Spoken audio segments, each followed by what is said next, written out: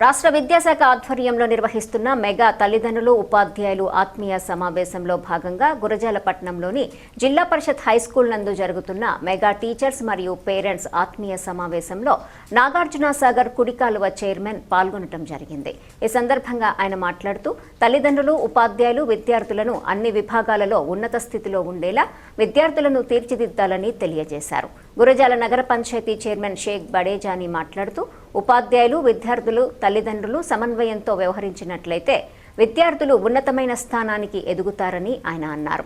ఈ కార్యక్రమంలో విద్యార్థుల నృత్య ప్రదర్శన మరియు విద్యార్థులు ప్రదర్శించిన వివిధ రకాల సాంస్కృతిక కార్యక్రమాలు విద్యార్థిని తల్లిదండ్రులు తిలకించి విద్యార్థులను అభినందించడం జరిగింది. ఈ కార్యక్రమంలో కౌన్సిలర్ నేలవల్లి బుల్లయ్య, చింతకాయల కళ్యాణ్, శర్మల హనుమంతరావు, తెలుగు యువత కిషోర్, బీజేపీ నాయకులు అమృతలింగేశ్వరరావు, రాధాకృష్ణమూర్తి తదితరులు పాల్గొన్నారు.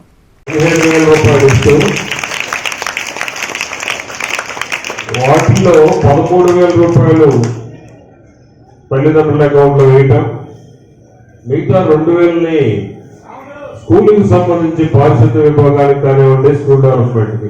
అవి కూడా ఎందుకంటే మన పిల్లలు ఆరోగ్యంగా ఉండాలంటే సరైన టాయిలెట్ సదుపాయాలు స్కూల్లో ఉండాలనే ఉద్దేశంతో వాటికి 2,000 ఇస్తూ, మరి వాళ్ళ ప్రభుత్వం మన పిల్లలందరూ బాగా చదువుకోవాలని వాటికి మంచి భవిష్యత్తులు ఏం చేస్తూ ఉన్నారు, మన పిల్లలు చదువుకుంటున్నారు. వాళ్ళు చదువుకోవడం కోసం ప్రభుత్వం 15,000 రూపాయలు మన పిల్లల కోసం ఇస్తూ ఉంటే ఇదేదో మొక్కుబడి కార్యక్రమం లాగా మనం ఏదో వాళ్ళు పిలిచారు మనం వెళ్ళాము తీసుకున్నాం అనేది కాదు కదా. ఈరోజు ఎంతమంది పిల్లలు ఉంటే ఎంతమందికి పిల్లలు ఇస్తున్న మన విద్యాశాఖ మంత్రి నారా లోకేష్ బాబు గారికి, రాష్ట్ర ముఖ్యమంత్రి వర్యులు చంద్రబాబు నాయుడు గారికి ఎప్పుడు కూడా మనం కృతజ్ఞతగా ఉండాలని మీ అందరినీ కోరుకుంటూ,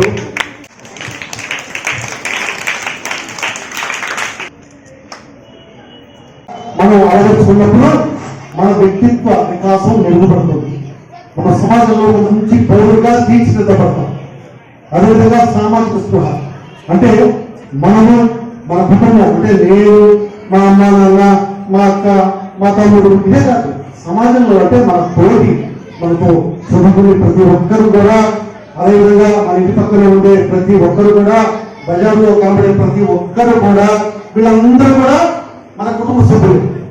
మనం ఒకరిమే కాదు, మనమంటే మనతో పాటు మన ఊరు, మన బజారు, మన సమాజం, ప్రతి ఒక్కరిని కూడా నా అనుకున్నప్పుడే, ప్రతి ఒక్కరిని కూడా నావారు అనుకున్నప్పుడే మనకి సామాజిక స్పృహ పెంపొందించబడుతుంది.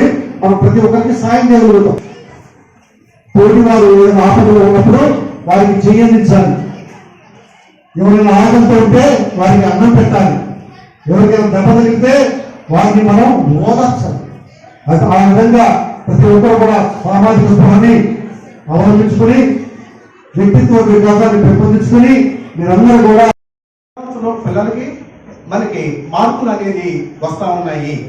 ఇది FA1, FA2 ఏదైనా సరే SA1, SC2 ప్రతి పరీక్షల్లో మన విద్యార్థికి ఎన్ని మార్కులు వచ్చాయి అనేటటువంటిది మనకి ఈ దీక్ష యాప్ ద్వారా మనం చూసుకోవచ్చు. దాని ఉద్దేశంతోనే మీకు ఆ యాప్ ద్వారా దానిలో ఉండేటువంటి ఉపయోగాలు మేము వచ్చేవాళ్ళం స్కూల్కి సబ్జెక్ట్ ఉంటే ఈ రోజు కాబట్టి ఆ రోజు కాబట్టి తిరిగి వచ్చేట్టు మేనేజ్ చేసుకుంటే యాభై ఇంటిపోయేవాళ్ళం. అట్లాంటి పరిస్థితులు జరగట్లేదు మాకు. ఇప్పుడు మీకు బ్రహ్మాండ వస్తుంది, బాగా చదువుకోవచ్చు, మంచి పొజిషన్లు ఉన్నారు కనుక విద్యార్థులు అలాంటి తిరుగు లేకుండా ఇదివరకు మా రోజుల్లో అలాగే మీకు క్రమశిక్షణ నేర్పి ఉదయం నుంచి మీకోసం శ్రమించి తండ్రి తాము తినకపోయినా కూడా ఉదయం నుంచి మీకోసం కష్టపడి మీకు క్యారేజీలో ఉండి మీకు డ్రెస్సులు ఏర్పాటు చేసి మిమ్మల్ని ఈ యొక్క సమాజానికి మనకి ఇక్కడ లీవ్ స్కూల్ ద్వారా మనకి విద్యను అభ్యసిస్తారు. అది అతి త్వరలో ప్రయాణం అవుతుంది. ఆ ఎస్టిమేషన్స్ కూడా 16 కోట్లతో అవుతుంది. దానికి ప్రతి ఒక్కరికి ధన్యవాదాలు. అదేవిధంగా మనం సహకరిస్తున్న ప్రతి ఒక్కరికి ఇక్కడ పేరున పిల్లలకి శుభాశీస్సులు. ముఖ్యంగా ఈరోజు ఈ ఈవెంట్ పెట్టడానికి కారణాలు ఏంటి?